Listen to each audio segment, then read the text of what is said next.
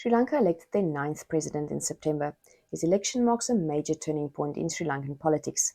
The 55-year-old Dissanayake does not come from a political lineage, unlike most previous presidents. It was also one of the lowest winning margins ever, and the country had a second vote for the first time. About 75% of the 17 million eligible voters cast their ballots, and the country's election commission said it was the most peaceful election in Sri Lanka's history. His controversial JVP party is Marxist-based and was involved in the violent insurrection in the 1970s and 80s, for which he has apologized since becoming party leader in 2014. He won the presidential election as part of the National People's Power, a larger socialist political coalition comprising dozens of smaller parties, activists, and trade unions. Since becoming the leader in 2019, the coalition has toned down some of the more extreme Marxist ideologies. The economy was undoubtedly the central issue in Sri Lanka's presidential election, unlike in past votes when ethnic divides played a more prominent role. In 2022, economic and political disaster struck Sri Lanka. The country found itself almost bankrupt and without foreign reserves to import basic food, fuel, and medicines. As a result, the people began to turn against traditional parties and political leaders. A mass protest movement led to the toppling of the president and his powerful family dynasty, who were accused of rampant corruption and misappropriation of state assets.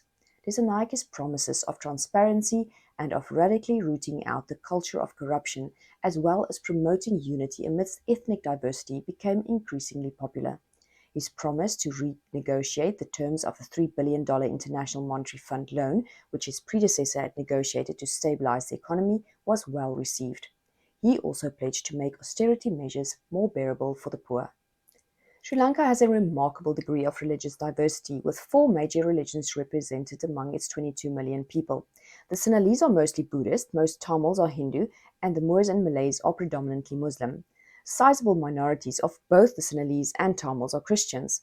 The 1978 Constitution, while guaranteeing freedom of thought, conscience, and religion, including the freedom to change religion, grants the foremost place to Buddhism. According to Christians in Sri Lanka, persecution is very real despite the constitution. In 2019, suicide bombers linked to IS attacked churches, hotels, and other locations across the country. While this was an attack by Muslim extremists, persecution is usually most severe from Buddhist nationalists. The Roman Catholic and Assemblies of God churches are recognized as traditional, but evangelical churches are not.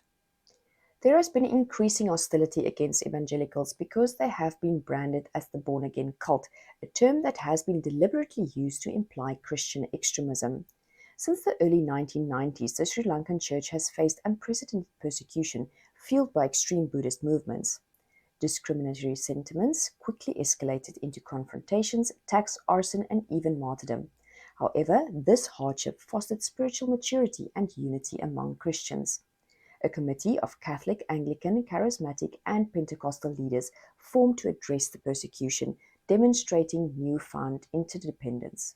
In hindsight, this period of suffering revealed God's purpose in strengthening and unifying the church in Sri Lanka.